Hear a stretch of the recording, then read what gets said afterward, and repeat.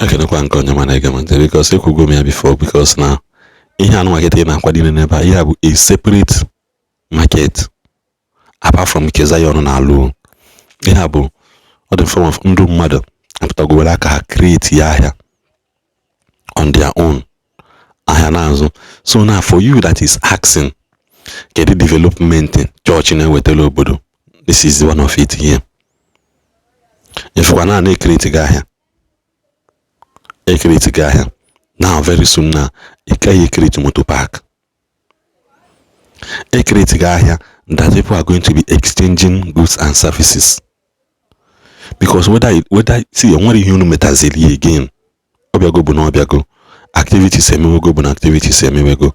Even after the 100 days, things are going to be happening there because the workers are going to be eating. And see, I'm envy to the next person that will open something like supermarket that around that place. I envy that person. When you make a supermarket, I have some hebuna a stone throw to that place. Jesus Christ, I'm just one of them konya bolom. That is how some people are. This is how some people made generational wealth. This is it. Don't worry, opportunity presenting itself and you grabbing it without minding what people will say and capitalize on it. This is how they make generational wealth. Before I mention Monya branch, Ngor-Okpala, Igbo over everywhere. A station which I had that place. Then I know if you started growing from there. Kiteme vega. Very soon mepe motor park. Very soon mepe filling station. Obude mepe wukwa bidato. Then calculate with the real estate because aloba. Onyo bona na alonke. Shops are mepe. By the time motor bala from Zion City to Owerri. I load enkiz yoga. I know the team to tata. A load with 2 oga. One nature load with 5. One nature load with 3. Tomorrow a load on Sunday. So before I mean they will notice. He be don't notice where's okay. Ndalong okay. And I gam emekali every Sunday. If we have population happen. Because you won't tell me that Ndokada no around that place are not making it. You will not tell me. Onyo bona mwe tipa na Ngor-Okpala now is making it. Onyo bona mwe moto. Mwe anything no hebro dina. They are making it rapidly. Onyo bona. Oboro mmadi na yalo hotel. Oboro mmadi na yalo hostel. Oboro mmadi na yalo estate. Inwe moto igba taxi.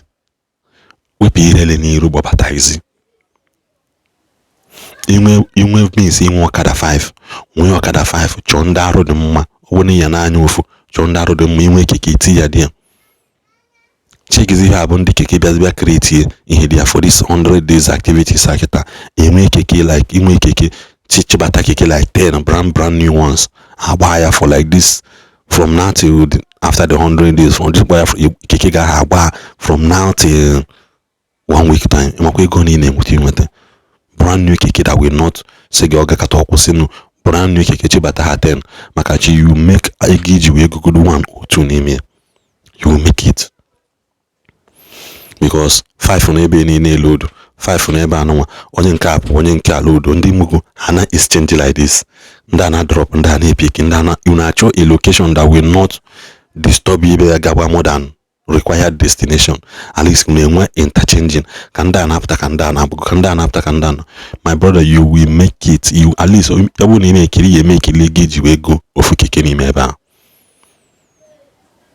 Because if obodo yaga together, maybe I mean kanawa. Imagine what the next are going to come. I'm nekuna. See, I may go me imagine severally. And then this video, go no phone. Igbo kele m ndị Igbo ibe m ụbọchị mara ụlọ mma ndị Igbo ibe m nụrụ anya ebe onye nwe ime nọ taa na Zion Market ebe onye nwe ime nọ taa Ngor-Okpala ebe a ka a na-akpọ Zion Market nụrụ anya ndị niile si na community Ngor-Okpala a lot of them nozi na Zion Market na-azụ ahịa ya one of the development Zion nwetara na Ngor-Okpala nwetara n'Imo State nwetara n'ala Igbo nụrụ anya n'ime ebe a last month enweghị ihe dịka ahịa here. Last 2 months enweghị ihe dịka ahịa here but ọbịa Zion bege enwe na ahịa ị ga-ahụ how big this place is. So ihe ọbụla ị chọrọ a na-ere ma nri ma ihe ọbụla ị chọrọ ị ga-enweta ya n'ime ahịa, which na ahịa a kpọrọ ya Zion Market, and o Ebuka Obi nwe this place, ọ Zion nwe this place. So anyị ga-agagharị ka anyị gosi unu ka ime ahịa dị. Ụmụnne m, a na-ekwu ka a na-eme.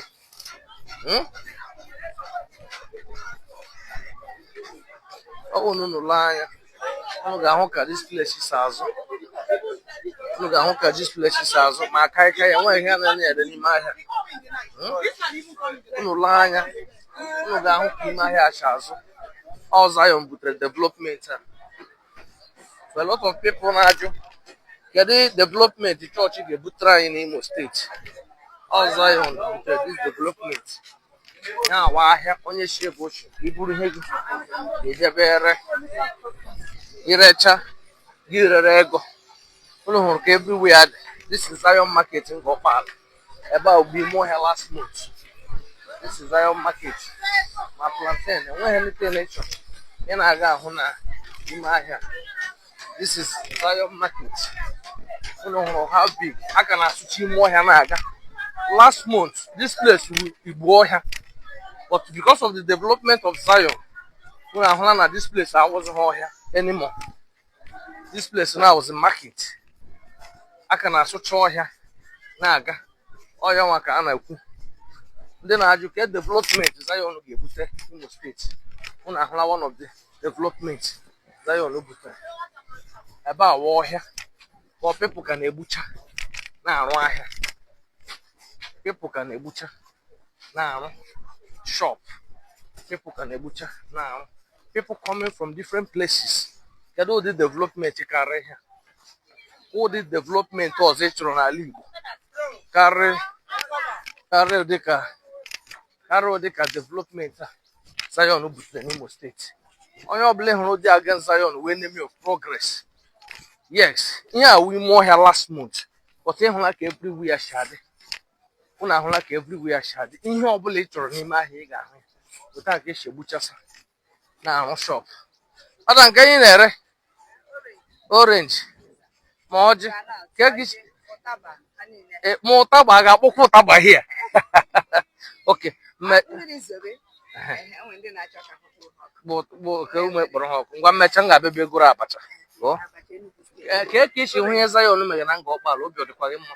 Obi dị m mma kama na anya mụnwa na onwe m pasịnalị ahụ adịghị m. Anọ m na hospital 2 months and 2 weeks.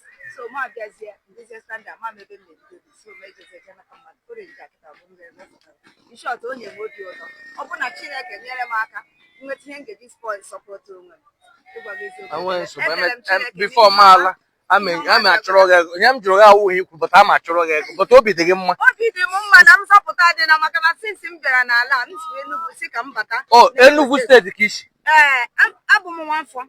Okay. Ọbaazụ Njeri. A na-alụ m na Ngor-Okpala. Wow. Mana for many years Enugu ka m nọ wee mụcha ụmụ. Mana since 3 years na m si ka m bata village, ụta ka m na-enwe forces attack.